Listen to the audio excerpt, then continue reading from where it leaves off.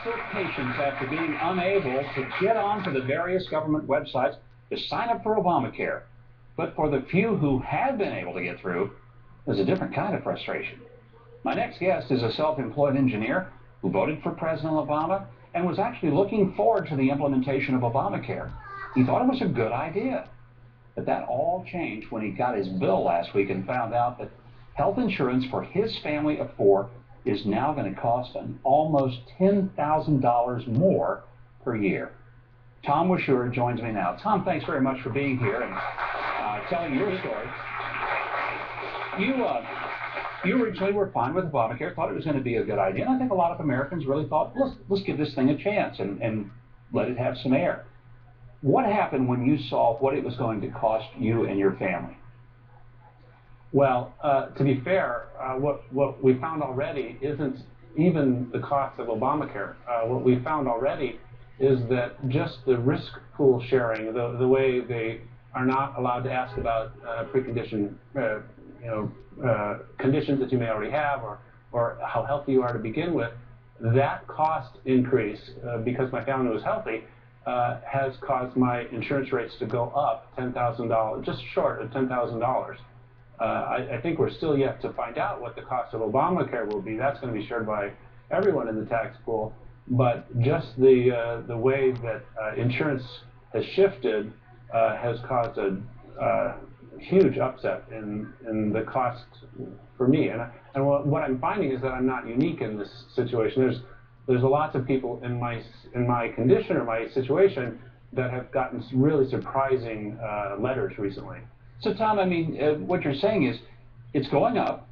You're a healthy family, so your insurance actually ought to be going down, not up, because the likelihood is fewer claims. But you're paying for all the sick people who are going to be coming into the system, so you've got to chip in. Now, here's the question. When you're going to be paying extra, some would argue, well, Tom, you're going to get a lot of extra things with this new policy. What are some of the things that you're going to get that maybe you didn't have before? Well, I'm an engineer, so I carefully went through and tallied up what were the differences between the plans. The worst plan I can get at Obamacare, or the cheapest plan, is what they call a bronze plan, and it has a $5,000 deductible and allows me to go to the doctor 3 times a year for $60 each. The alternative plan that I had before with HealthNet allowed us 2 visits a year for $40 each. And it was what we wanted, what we liked. In fact, we didn't even use those visits, fully for our family. Now, it's true that, I guess that now I'm allowed to have a baby, which well, if you do, would you be sure and do? Tom, if that happens, be sure and come on this show, because we'd love to see the first male having a baby on this show. That would be remarkable. Here's a question. Are you eligible for one of the subsidies? No, I'm not. And that, in fact, was one of the big shocks for me. Not that I wasn't. I work in Silicon Valley, and I earn over the $94,000 figure. That is 4 times the poverty level for a family, and so that meant that my insurance every month was now going to cost me $1,470. The big surprising point that I found out was that if I earned under $94,000, say $93,000, you would expect that now subsidy would kick in, and the big surprise was that my new rate would have then been $271, even less than what I pay today. Wow. So there's a hockey stick curve that's in the implementation, and as you said going in, I am a big fan and actively would support providing health insurance for everyone who needs it.